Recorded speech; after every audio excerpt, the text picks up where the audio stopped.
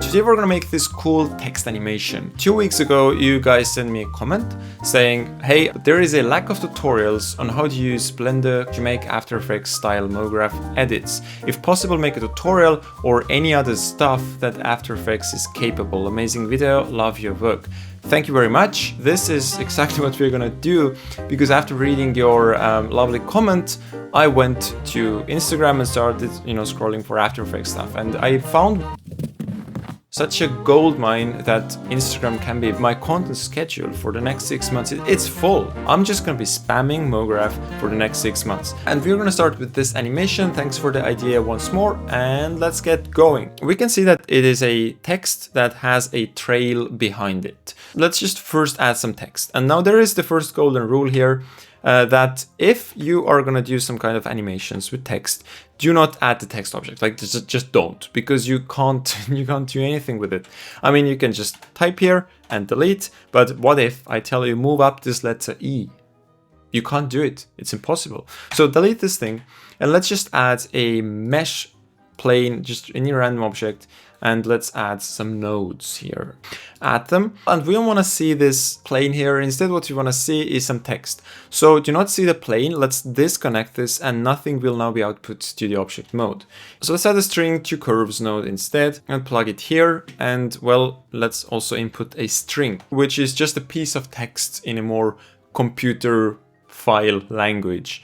And we see the letter A. Let's also fill this up so it looks like actual text. So I'm going to add a fill curve nodes and put this here. And you can fill it with either triangles or you can fill it with n-gons, which looks a little bit cleaner, which is what we are going to do.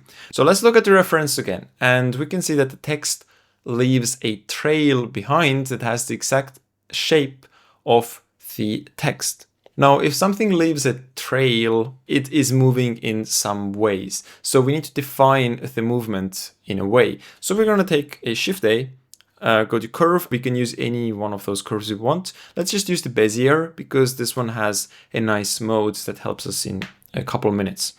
So you can see the path is here, and now we need to put the letter on the path. We can do it in the geometry nodes setup of the letter, but the problem currently is that we have the letter and the curve as separate objects, and this is just annoying because we need to manage more things in our head, and our head has limits. So let's make it simpler and just use one object. So for that, select the curve, add some geometry nodes here, and select the previous node tree. So now this Bezier curve is just this letter, and also from the group input here, we can access the curve. Otherwise, beforehand, we would have had to, have this character object and drag in the Bezier curve as a separate object, and, just a lot of annoying stuff. So let's delete this plane now, and let's just have the curve. So now we have the letter and the path the letter is going to move on in the same object. Nice.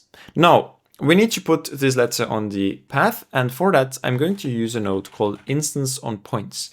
What this does is it takes some points, which can be part of a curve. As you look in edit mode, we can see currently 2 points, one control point and the other control point.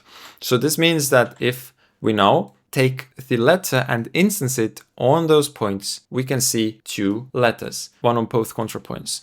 And looking at the reference again, you can see that we need a lot more of the copies of this letter. So let's add more points to this curve. One way is just use subdivision. So we subdivide and add one more point here. But this, gets pretty horrible pretty fast, because we need to subdivide a lot. And if this is very subdivided, it gets hard changing the shape of the curve because you have to move too many points. So let's just keep those 2 points, and let's use a resample curve node, which adds points on a curve. Currently, for example, 10 points. So if you see this curve in edit mode, or this is actually object mode, so you see this curve looks like that, and with the resample, we can add on that spline however many points we want. So let's add, 23, and preview this. This looks already pretty good, like a trail behind the letter A.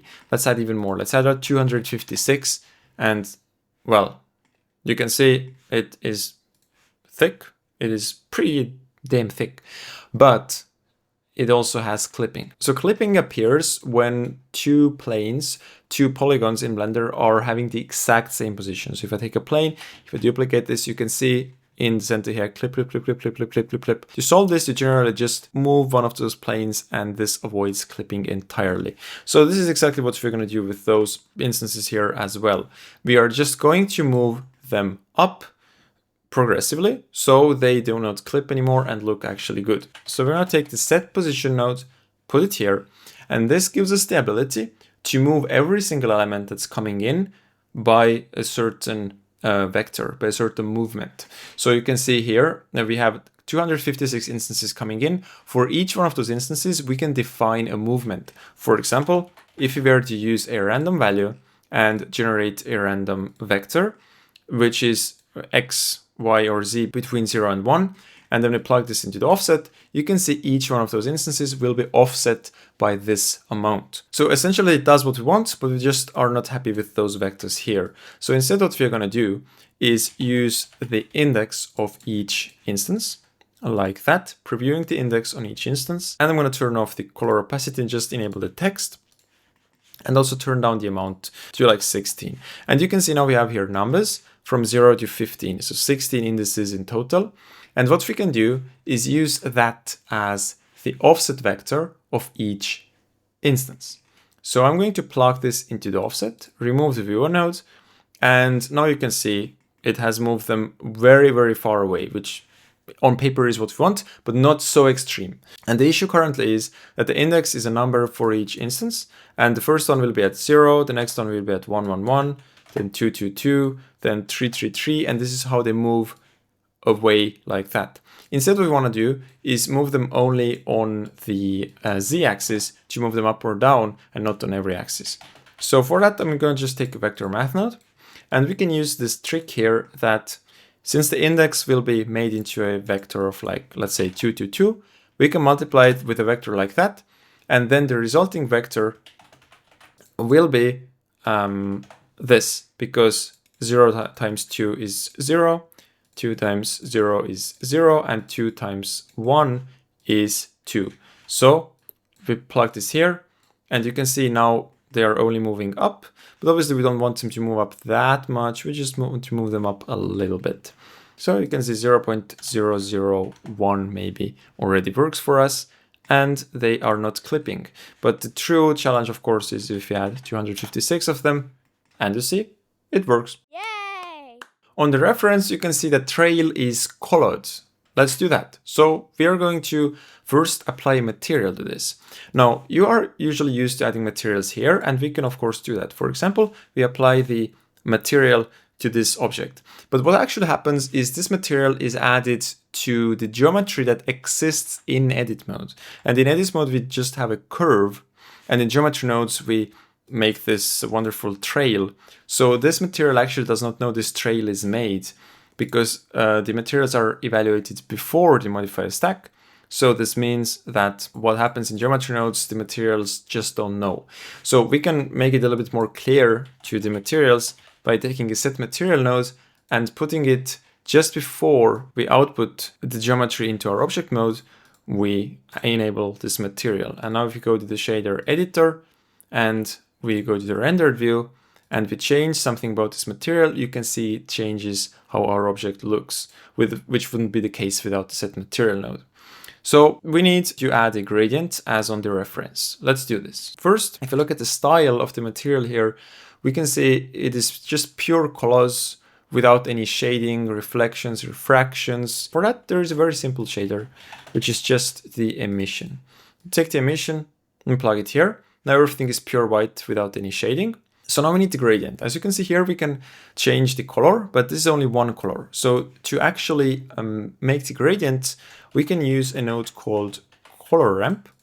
We can plug it here and do, for example, a gradient from blue to red. And you can see none of the colors we want is on the object. Why is that so? We have blue here on the left, and we have red here on the right. And how the color ramp works is that first it needs a factor.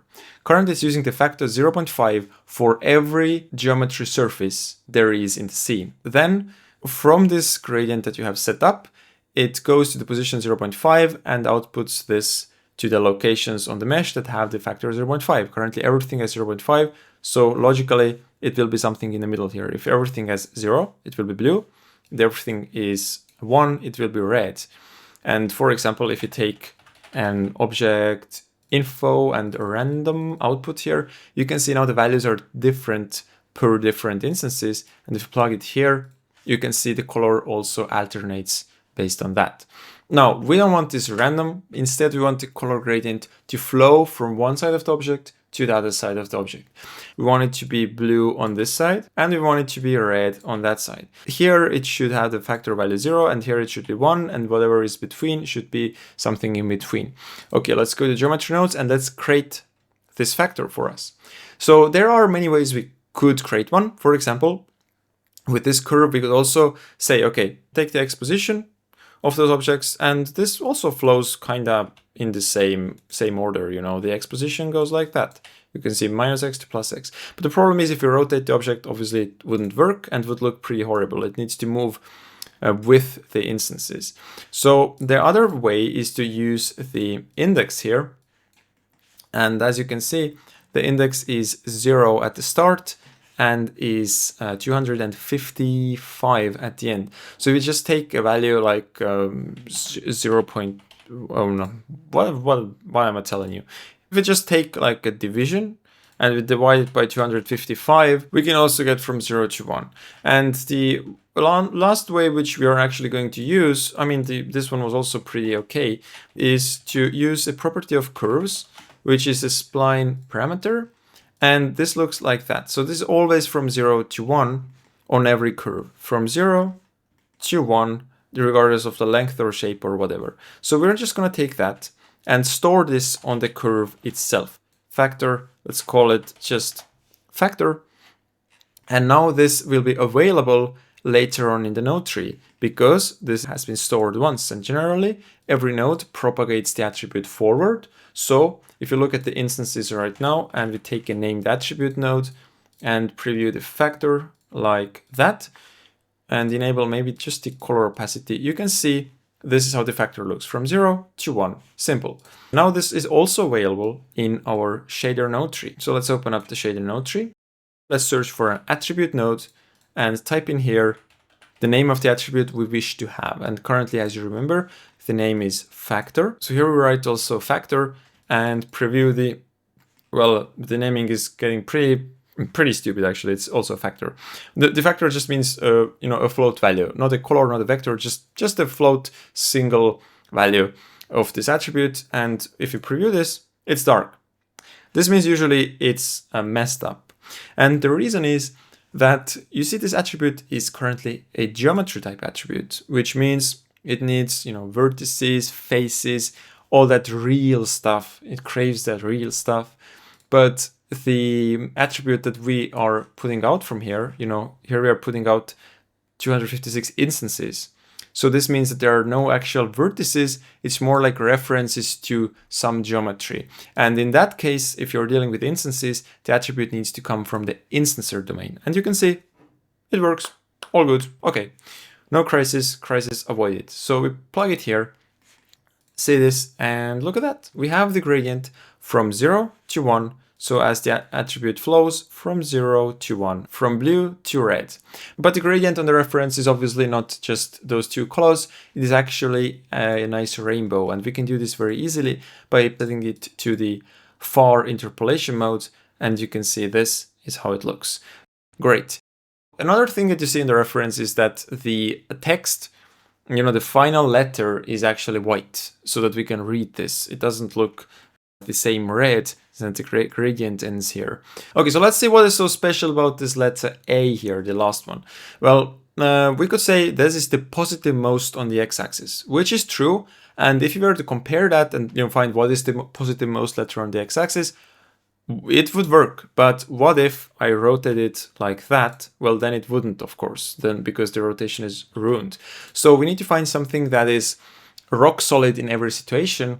And one of the things that is rock solid in every situation is the index. So if you look at the index of this this thing here, and we enable attribute text, you can see it is 255, the last index here. And if you look at here, you see we have 256 points on the curve, and 255 is the last one.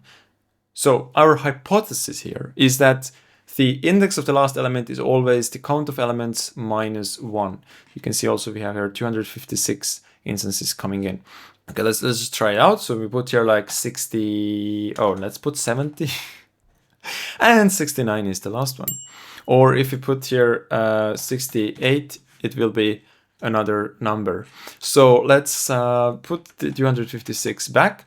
And knowing that we have it here, let's just take a compare node and let's do compare the index if it is equal to 255. And you can see it is true, yes. And we can make it a little bit more automatic by using a domain size node, which helps us count how many instances we actually have coming in from here, and take the instance count, put it here, and we also subtract 1 from this count. So now always the last one will be true, and whatever logic that we have found here, we can now store as an attribute. So we're going to take a store named attribute node, put it here, and store a true or false Boolean attribute on each instance, and plug it here and call it letter. So this is the letter and the rest is a trail. Now we go back to our shader. We can take this attribute node and take the letter. It looks like that. And what we can do is now mix colors so that if the factor is 0, the first input will be used. If the factor is 1, second input will be used. And we can see, well, where is our factor 1? It's 1 where the letter is. So let's plug it into the factor, preview it, and you can see, bam, we just did it. So now it looks very similar to what is on the reference. The next most important thing that is actually missing is the movement. So let's get some movement going on here, and for that, we are going to shorten the curve. So you can see currently we have this curve with this length, and the object looks like that. But what if we move the last point on the curve like that? You can see it becomes kind of like shorter or longer, looks like this illusion. And what we can do is replicate this with trim curve. So we take this curve that we have and just trim it. How it looks is that the curve gets longer, curve gets shorter, as if the letter left the trail. That's pretty cool. So let's add a parameter for animation that we're gonna use to control the progress of that movement. And wherever you do add parameters, always make them go from 0 to 1. I'm not sure which way it actually is in the camera. 0 to 1 or 0 to 1. You know, the one that looks more correct to you. The range needs to be from 0 to 1 because this gives you so much more control, and you understand better, because it can get complicated, but if you keep it between 0 to 1, it will be easy. So you can see the animation parameter is here. I'm going to set it to the factor between 0 and 1. So 0 being a newborn and 1 being dead. It's done. That's the end. So 0 to 1. 1 is the end, 0 is the start. Now our question is, what do we want the state of our system be at the parameter 0? And what do we want it to be at parameter 1? So at parameter 0, I can see that, well, I'd actually, like the end value to be 0 as well.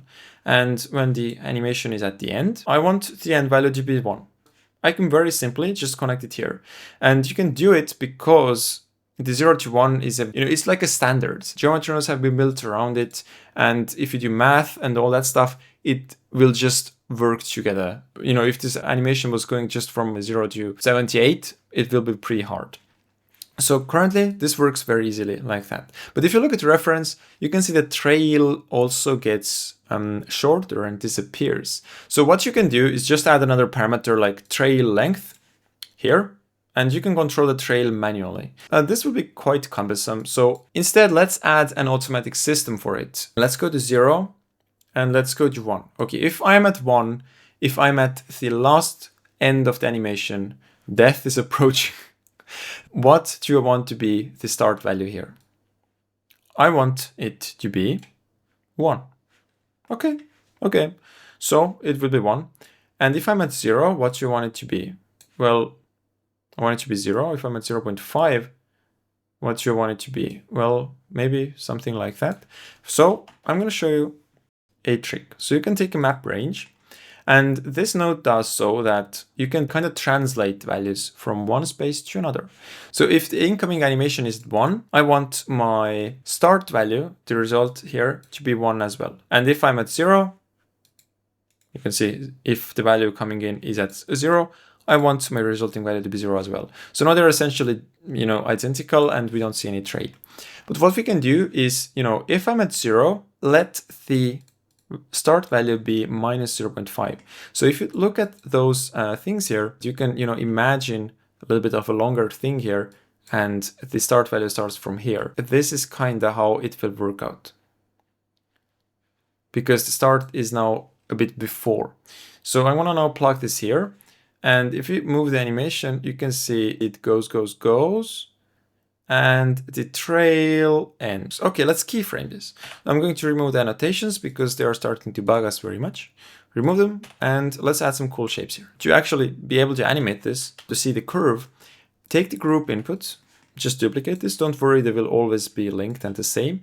And in the end here, I'm just going to add the curved output as well, so we can actually see the curve while we animate this. And I'm going to also center the letter as much as we can, so it is kind of here.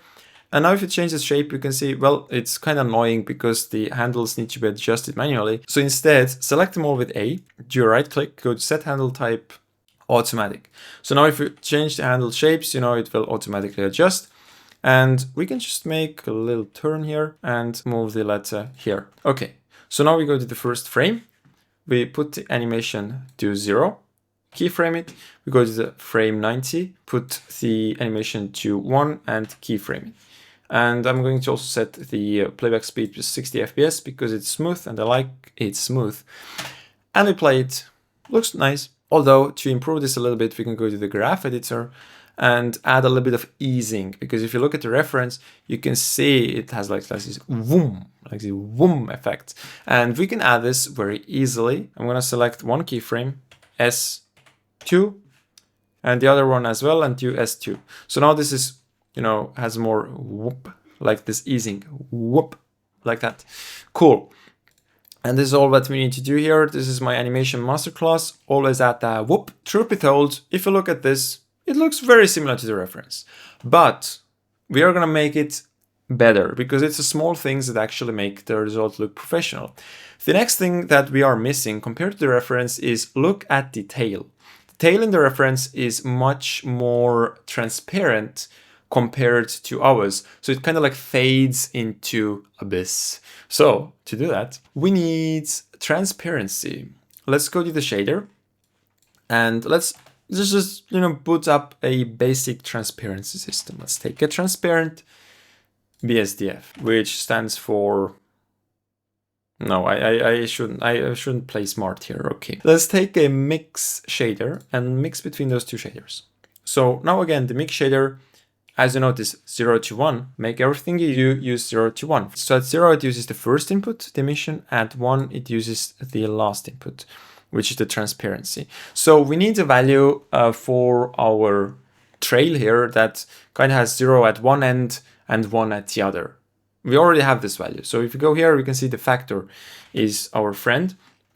We preview the factor, you can see it's 0 here and it's 1 at the end. This means first input here, second at the end here. First is trail, second is transparency. Okay, that's wrong, because if you connect it now, it will be transparent at the other end. So what we can do is we can invert this one, which with 0 to 1, very easy. You just take a subtraction node and you do 1 minus this, then it will be inverted. We can do that, but use less nodes. Just Alt S, switch up those two, and you will have it perfectly flat at the end here. But that's very basic. Let's add some easing, just as we did with the keyframes. And to do it, let's just take a math node. I'm going to show you how the factor looks if we just do some power on it. So let's put 2 here, and you can see this. Yeah, This makes it much more eased up. And you can see, well, this looks much more professional than it was before. Like, whoop. Okay, that's cool. But on the reference, there is a big thing when it comes to movement, and it's the rotation of the letter. You can see the letter actually rotates along the curve, but not all the time. So at the start, it is pointing to the top, and then in the meantime, it does like boom, boom, boom, boom, and in the end, it goes again pointing to the top. So what we need to do is to define the path of the letter so that in the center, it points towards the curve. At the ends, it points towards the top. Okay, where do we rotate our system? Let's go and move the nodes a little bit better.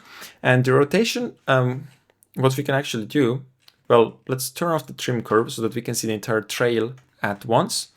And you can see in the instance on points node, we can rotate on the z-axis or actually any other axis. What we want to do is to align the rotation of our each instance to the curve. Let's just deal with one of those states first. We have the state of the letter looking up. We have the state of the letter being aligned to the curve. Let's deal with this alignment state first, and then let's see how we can mix between those two. So I'm going to take a align rotation to vector. So we can take the rotation of those instances, and we can align them to a vector. And for example, we can align the y-axis of those letters to the x-axis of our Bezier curve object. We can do like that. So now the y-axis of the letter, which is the y-axis of the letter, it's the top of the A here. This is why the A is such a good letter to make this tutorial with, is because it's like an arrow. It's a natural happening arrow. So we can turn the y of the A towards the x. Okay, this is how it works here. But we don't want to turn it towards the x. We want to turn it towards the tangent of the curve. So I'm going to take the tangent. Nah, not this one. Okay, we're going to take the tangent again. Curve tangent. So the previous one was a math operation. This one is actually a vector. And we're going to preview it on each point of that curve here. And let's enable the attribute text. And I'm just going to zoom in here. So you can see we got some like a vector here. So what vector is it? Well, let's just find out. So it's like 0.78 on the x. You can see it. That's the first component. And on the y, it's minus 0.6. So something like that. So if you now draw an arrow to this wonderful triangle, you can see this is the direction of the curve at that point. And you can see this is true. And the next one will be like that and then like that. Kind of like the spikes on the back of this animal. I don't know the name. It's porcupine. No. Yes, I think it's porcupine. So we are going to align the rotation of each letter to the tangent at that point of the curve. Plug it here. And whoop, you can see now the letter has aligned itself to the curve. There is some jagging. There is some like clumping here. And that is because the curve itself, let's go to the very start. You can see the curve itself is also jagged. So, I mean, we do resample it by 256 points, but we just resample the existing curve. We are not making it more smooth. To make it more smooth, you need to use a node called set spline resolution. This changes the resolution of the spline mathematically. So I'm going to 64 here. You can see much smoother. That's the exact same resolution that you can actually change here as well, but it's just more convenient if we always know it's 64, doesn't matter what we input here. Now it is looking better, but we only want this to happen in the center, or like in the center of the path. We don't want this to happen at the ends of the curve. Okay, so we need to distinguish some way between the start and end of the curve and the center of the curve. For that, we can, well, we have a factor here. And let's see how this looks. I'm going to take the name attribute, factor, preview it, and numbers are not so descriptive here. So let's just see the color. And it goes from 0 to 1. Okay. Now if we were just to use it directly, plug it to the factor, what would happen is at the start, it is not aligned to the curve. And at the end, it is very much aligned. But we want the center, right? So to adjust it, I'm going to use a float curve. This node works out of the box with 0 to 1 ranges, and this factor here is always 0 to 1, so it's super convenient. we give it such a shape. So at the start, it is 0. In the center, it is 1. And at the end, it is 0 again. So you can very visually give it the shape you want. Again, 0 to 1 range, things are easy. So you're going to take this one and plug it into the factor. And let's preview it. And, you can see in the center, it is using this alignment to the tangent. And at the ends, it is not using it. So let's try to play our animation and see how it looks. Doesn't look very good, right? So let's try to understand. If we go to a particularly horrible looking location like that, let's see how the value looks. The value should mostly be all 1. This is what we would be expecting, because this kind in the center of the curve, we want the letter to be aligned. Obviously, it is not aligned. So let's preview how this thing here looks. And you can see, okay, that's kind of problematic, because the ends here are dark. And this is because we calculate the factor after the trim curve operation. So this means it is actually, for this small curve, it goes from 0 to 1, for example, in this location. And we go to the very, very start, you can see it's still from 0 to 1. And you don't have to take my word for it. Look at the numbers.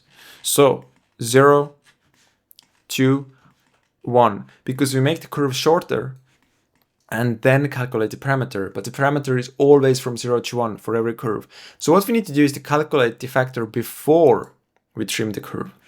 And we could just move this whole stuff here, but the issue is that we need this factor for coloring in our shader. So instead what you should do is just make a little bit more space here, like that, and move over this setup and call it something like factor before trim. So now we have 2 attributes that we can use, and just switch this one for the factor before trim.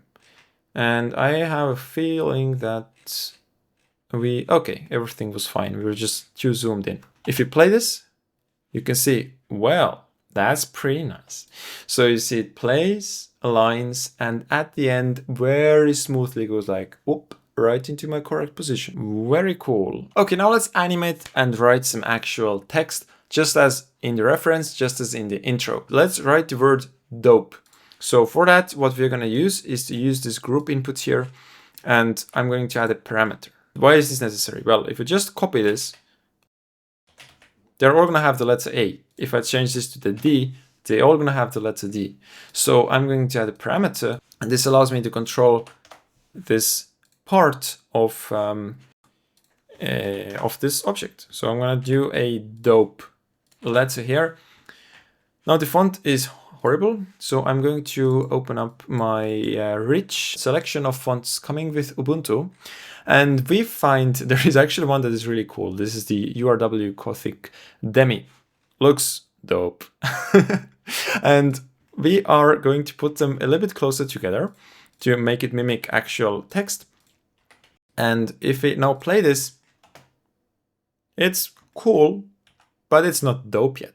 You can see the reference has the letters animated at a different pace with an offset. So we're going to do that as well. So we're going to select the first one can be where it is. And we're going to take the second one, select all the keyframes, GX10. So by then 10 frames. The next one, GX20. The next one, or the last one, GX30.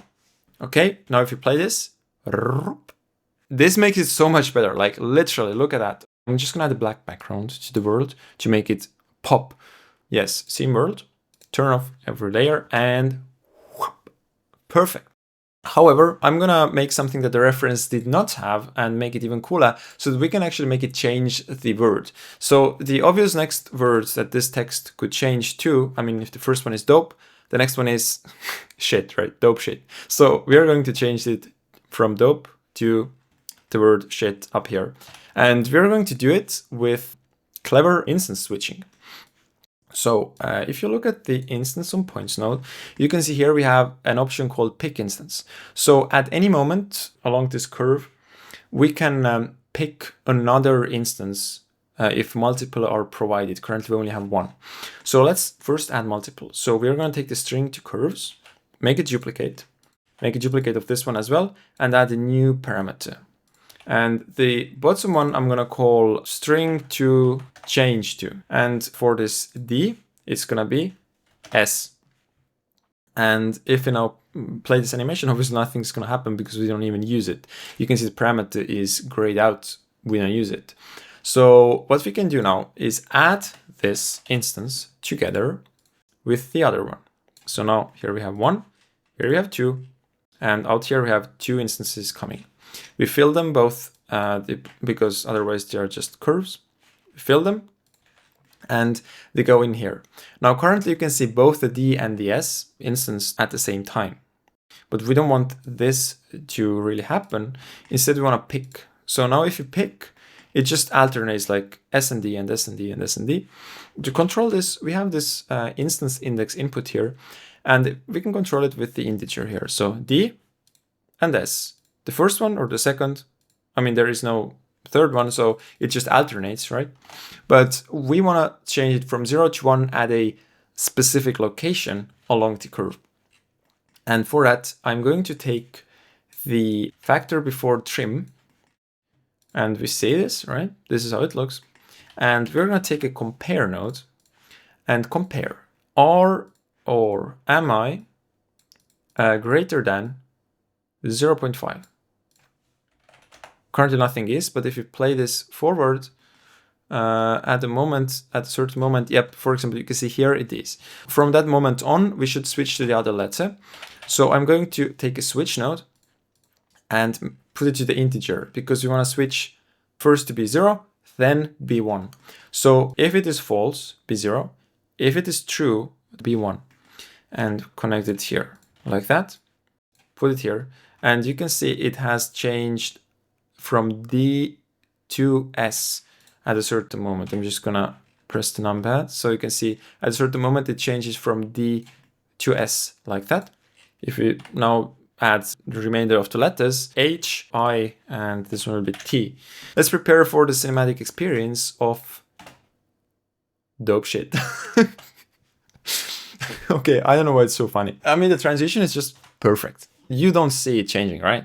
A thing that you might want to change though is the shape of the animation. Currently, if you change one, you need to change the other ones as well. And depending on the length of your words, it will be a hassle. So what I recommend is that you take this curve here, you go to the curve tab, you see the first one is using the curve Bezier curve.